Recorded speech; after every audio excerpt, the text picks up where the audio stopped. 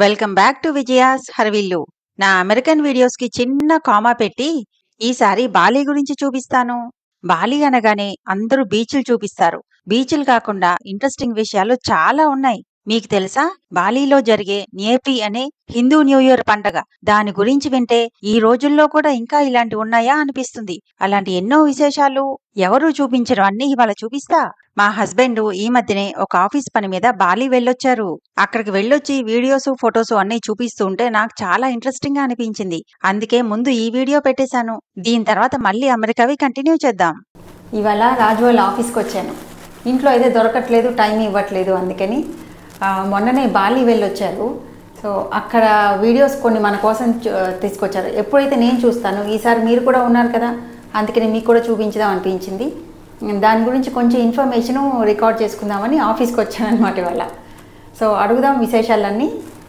నేనేదో శనివారం నాడు పెండింగ్ వర్క్ ఉందని నేను బాలి చొక్కా వేసుకుని వచ్చి పని చేసుకుంటే మధ్యలో నువ్వు ఏమంటారు పానకంలో పొడకలాగా వచ్చావు.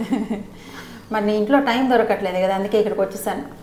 ఒక 5 నిమిషాలే కదా చెప్పేస్తే స్టోరీ, నేను వెళ్ళిపోయి నా పని నేను చేసుకుంటా. నా బాలి విజిట్ కోఇన్సిడెన్స్ ఏంటంటే ఆ రోజు రామనవమి, శ్రీరామనవమి. సో అది బాలి, ఇండోనేషియాలో రాముడు అంటే చాలా ఇంపార్టెంట్ దేవుడు, ముఖ్యంగా బాలీలో హిందూ మెజారిటీ ఉన్న ప్రావిన్స్ బాలి. సో చాలా కలర్ఫుల్గా ఉంది రామాయణం. వాళ్ళు కూడా రామాయణాన్ని సెలబ్రేట్ చేసుకుంటారు, కానీ మనలా కాదు, కొంచెం వేరే విధంగా. కానీ చాలా విషయాల్లో కామన్ వాళ్ళ రామాయణం మన రామాయణం. ఎందుకంటే ఒరిస్సాలో రామాయణం వీధిలో నాటకాలలాగా వేస్తారు, రామాయణ ఘట్టాలు. ఒక్కోసారి నెలల తరబడి రోజు రాత్రి 9 నుంచి పొద్దున్న వరకు చేయడం, ఆ తర్వాత కండెన్స్డ్ రామాయణం చక్కగా ప్రదర్శిస్తారన్నమాట ఆర్టిస్టులు. వీళ్ళేంటి ఇండోనేషియాలో కొంచెం మార్పు చేసి దాన్ని కొంచెం మోర్ కలర్ఫుల్గా ఫైర్ మధ్యలో పెట్టి మేల్ కోరస్ ఉంటుంది. ఆ మేల్ కోరస్ వాయిస్తో రకరకాల మాడ్యులేషన్స్తో ఒక మ్యూజిక్ లాగా క్రియేట్ చేస్తారు. మధ్యలో రాముడు, సీత, హనుమంతుడు, లక్ష్మణుడు అందరూ వచ్చి ఆ రామాయణంలో ఘట్టాలని దే విల్ పోర్ట్రే అనమాట. చాలా ఇంట్రెస్టింగ్. మొత్తం రామాయణం అంతా క్యాప్చర్ చేయాలంటే రాత్రి అంతా వాళ్ళతో ఉండాలి, కుదరలేదు. But I captured some events దాంట్లో.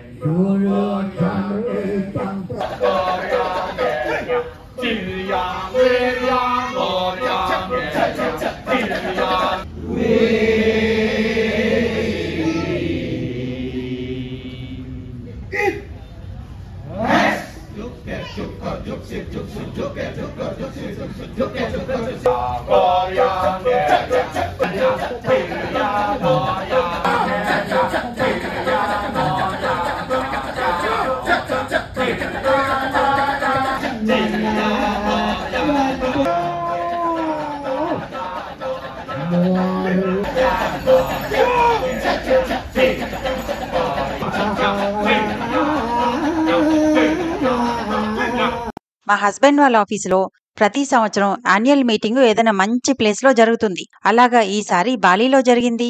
అప్పుడప్పుడు నేను కూడా వెళ్తూ ఉంటాను. మీటింగ్ లాస్ట్ డే జాయిన్ అయ్యి ఒక 2-3 డేస్ తిరిగేసి ఇంటికి వచ్చేస్తూ ఉంటాం. అయితే ఈసారి ఏదో ఇంపార్టెంట్ అపాయింట్మెంట్ ఉందంట, అందుకనే తొందరగా వచ్చేయాల్సి వచ్చింది. అందుకే నేను జాయిన్ అవ్వలేదు. ఇలాగ మీతో పాటే నేను కూడా వీడియోస్ లోనే ఎంజాయ్ చేస్తున్నా. ఆ డెకరేటివ్ పీస్ చూసారా, వుడ్ కార్వింగ్, ఇలాంటి ఆర్ట్స్ అండ్ క్రాఫ్ట్స్ ఇక్కడ చాలా బాగా చేస్తారంట. ఇది వాళ్ళకిచ్చిన అకామిడేషను 5 స్టార్ హోటల్. చూడ్డానికి ఏదో రిసార్ట్ లాగా ఉంది. 5 స్టార్ హోటల్ కదా మరి, అందుకనే రిసెప్షన్ నుంచి కాలు కందిపోకుండా ఇలాగ గోల్ఫ్ కార్ట్ ఎక్కించి మరీ రూముకి తీసుకెళ్లారు. అన్ని హోటల్స్ లో వెళ్ళగానే బాత్రూమ్ ఉన్నట్లే ఇక్కడ కూడా అంతే. ఎంటర్ అవుతూనే రైట్ సైడే బాత్రూము, ఆ తర్వాత రూము. రూమ్ చూడండి ఎంత బాగుంది కదా, చాలా స్పేషియస్ గా అనిపించింది. నాకన్నిటికంటే ఆ మూలనున్న ప్లేసు చాలా నచ్చింది. అది సిట్టింగ్‌కో మరి పడుకోవడానికో గాని అది చాలా బావుంది. ఆ పక్కనే విండో, దాంట్లోంచి సూపర్ వ్యూసు. చాలా బావుంది లొకేషను. ఈ హోటలే చాలా పెద్దగా ఉందంట. మంచి మంచి బ్యూటిఫుల్ లొకేషన్స్.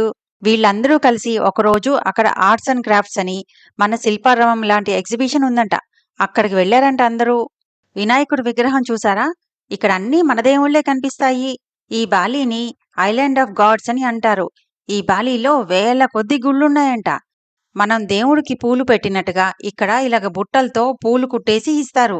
ఈ బుట్టలు కూడా చూసారా? మొగలి రేకులతో చేస్తున్నారు. దానిలో ఇలా పూలు కుట్టేసి ఇలా బుట్టలు బుట్టలు తీసుకెళ్లి దేవుడి దగ్గర పెడతారంట. ఈ బట్టల దగ్గరికి వెళ్ళగానే నాకు కొనేస్తారేమో అని తెగ మురిసిపోయా. ఇటు తిరిగి అటు తిరిగి ఇదిగో ఈ షర్టుల దగ్గరికెళ్లారు. ఇక్కడ రేట్లు వినడానికి ఆశ్చర్యంగా ఉంటుంది. అన్నీ లక్షల్లోనే. ఇది ఒక్కొక్కటి రూపాయలంట. రూపాయలు అంటే ఇండోనేషియా రూపాయలు. మన దానిలోకొచ్చేసరికి సుమారుగా 750 రూపాయలు. క్వాలిటీతో కంపేర్ చేస్తే మన ఇండియన్ బట్టల కంటే అక్కడ కొంచెం రేట్ ఎక్కువగానే ఉన్నాయంట. ఇక్కడ బుద్ధుడికి సంబంధించినవి కూడా చాలా ఎక్కువగా కనిపిస్తాయంట. బాలి గురించి ఒక ఇంట్రెస్టింగ్ విషయం తెలుసుకున్నా. ఇక్కడ జరిగే న్యేపి అనే న్యూ ఇయర్ పండగ గురించి. ఆ రోజుని డే ఆఫ్ సైలెన్స్ అంటారంట. నిజంగానే మొత్తం ఐలాండ్ సైలెంట్ గా అయిపోతుందంట. కరెంటు ఉండదు, ఇంటర్నెట్ ఉండదు, వెహికల్స్ ఉండవు, ట్రాఫిక్ ఉండదు, హోటల్స్ ఉండవు, ఏమీ ఉండవంట. సింపుల్ గా చెప్పాలంటే ఎయిర్పోర్ట్ కూడా క్లోజ్ చేస్తారంట. ఆ రోజున ఒక్క ఏరోప్లేన్ కూడా రాదంట, ఇక్కడి నుంచి వెళ్ళదంట. ఒకవేళ ఆల్రెడీ ఏదైనా హోటల్స్ లో గనక విజిటర్స్ ఉంటే వాళ్ళకి ముందే చెప్తారంట రోడ్డు మీదకి రావద్దు అని. ఆ రోజంతా రూమ్ లోపలే ఉండాలంట.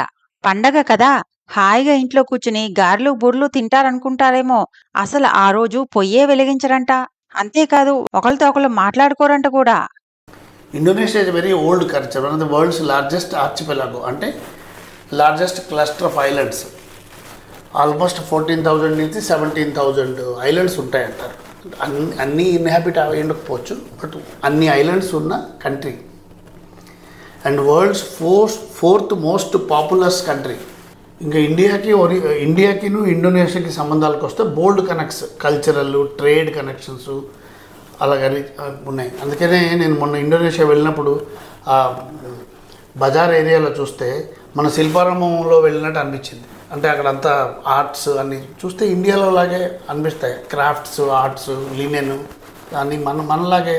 మనకు కూడా నార్త్ ఈస్ట్లో ఇలాంటి చొక్కాలు అమ్ముతారు, అస్సాంలో ఇలాంటి చొక్కాలు అమ్ముతారు. ఇది ఇండోనేషియాలో ప్లస్ ఒరిస్సాలో నీకు ఫిరిగ్రీ అని చేస్తారు. అంటే సిల్వర్ థ్రెడ్స్, ఫైన్ థ్రెడ్తో జ్యువెలరీ చేస్తారు. జ్యువెలరీ చక్కగా నీకు షోరూమ్ ఆర్టిఫెక్ట్స్, రథము, తర్వాత శ్రీకృష్ణుడు అర్జునుడికి గీతోపదేశం, ఇలాంటివన్నీ ఫైన్ థ్రెడ్తో తయారు చేస్తారు. బ్యూటిఫుల్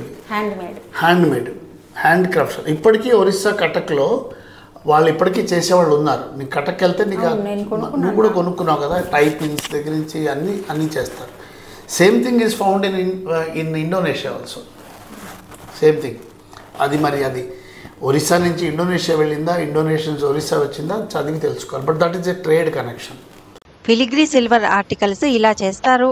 ఇలా హ్యాండ్ మేడ్ అంటే ఫిజికల్గా కష్టపడాలి కదా. అందుకనే మా ఆయనకి బద్ధకం వచ్చి నేను వీడియో తీస్తాను నువ్వు చెయ్యి అని చెప్పి వేరే అబ్బాయికి పని చెప్పాడు. పాపం ఒక సింపుల్ రింగ్ చేయడానికి ఎంత కష్టం. ఇంకా వాళ్ళు చాలా ఫైన్ జ్యువెలరీ చేస్తారు. ఇంకా దానికి ఎంత కష్టపడతారో. అందుకే అవి కొంచెం ఎక్స్పెన్సివ్గానే ఉంటాయి.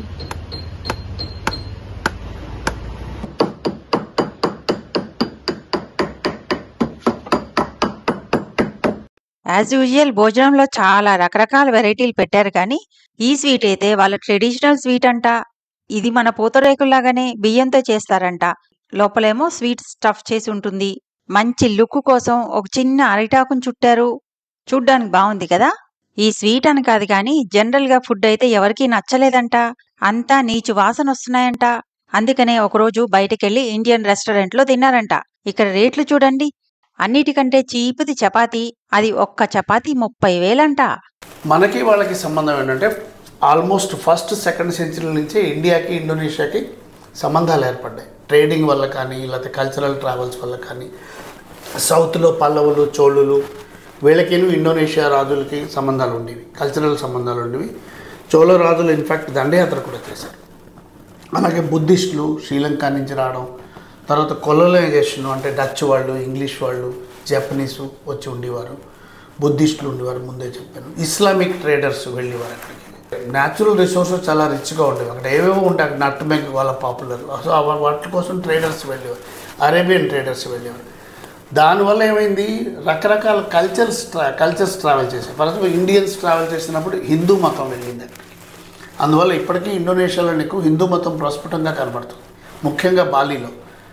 కోఇన్సిడెన్స్ ఏంటంటే బాలీలో dominant community Hindus. Indonesia as a country ఇది ఇస్లామిక్ కంట్రీ, కానీ అక్కడ ఇండిపెండెంట్ ప్రావిన్సెస్ ఉంటాయి. మనకు ఎలాగ స్టేట్స్ అంటారో వాళ్ళకి ఇండిపెండెంట్ ఆటోనమస్ ప్రావిన్సెస్ ఉంటాయి, అంటే ఎవరు వాళ్ళకి ఆటోనమస్గా నడుపుకోవచ్చు. బాలి అనేది హిందూ డామినేటెడ్ ప్రావిన్స్. అలాగే నీకు బందుంగ్ అని, జావా, సుమత్రా రకరకాలు ఉన్నాయి. సో రకరకాల ప్రావిన్సెస్ అక్కడ ఉన్న ఎథ్నిసిటీ బట్టి వాళ్ళు ఫాలో అవుతారు. కానీ మత సామరస్యం అది శుభ్రంగా ఉంది. You don't see a religious fight in modern Indonesia. So అది ఆ విధంగా కనెక్ట్స్ ఉండేవి అన్నమాట ఇండియాకి, ఇండోనేషియాకి.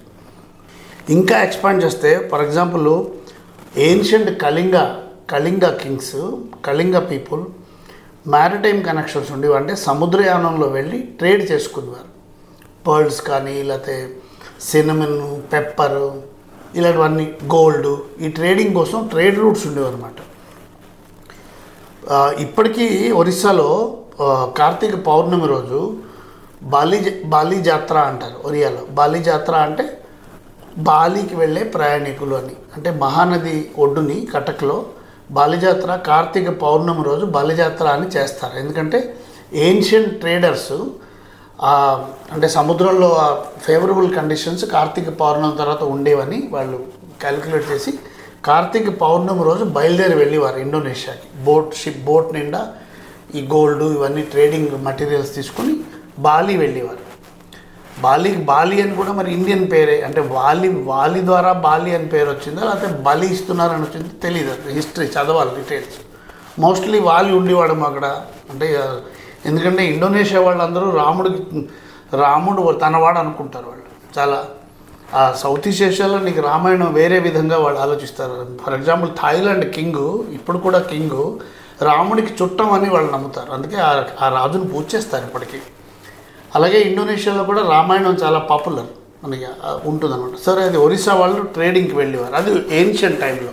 వెళ్ళిన 2-3 రోజుల్లో ఇండోనేషియా కల్చర్ గురించి క్లుప్తంగా చెప్పడం కష్టం. ఓకే, ఫస్ట్ ఆఫ్ ఆల్ నేను బిజినెస్ మీటింగ్కి వెళ్ళాను. ఇండోనేషియా గురించి నాకు తెలుసు ఆల్రెడీ. మన ఇండియాకి ఇండోనేషియాకి మంచి కల్చరల్ కనెక్ట్స్ ఉన్నాయి, కల్చరల్ పొలిటికల్ కనెక్ట్స్ కూడా ఉన్నాయి. కానీ ఇండోనేషియా హిస్టరీ చాలా rich, millions of years old history, natives ఉండేవారు అది. సో వెళ్ళిన 3 రోజుల్లో చిన్న గ్లింప్స్ మాత్రమే క్యాప్చర్ చేశాను. ఈసారి మనం ఇండోనేషియా వెళ్ళి డీటెయిల్డ్గా ఇండోనేషియాలో టైం స్పెండ్ చేసి అసలు ఇండియాకి ఇండోనేషియా కల్చర్కి సంబంధం ఏంటి ఒక 10 ఎపిసోడ్లు అయినా చేయొచ్చు మీ వ్యూవర్స్ కోసం. But I have brought a glimpse for you. ఈ వీడియో ఇన్ఫర్మేషన్ మీకు నచ్చిందని అనుకుంటున్నాను. మళ్ళీ ఇంకో మంచి వీడియోతో మళ్ళీ కలుసుకుందాం.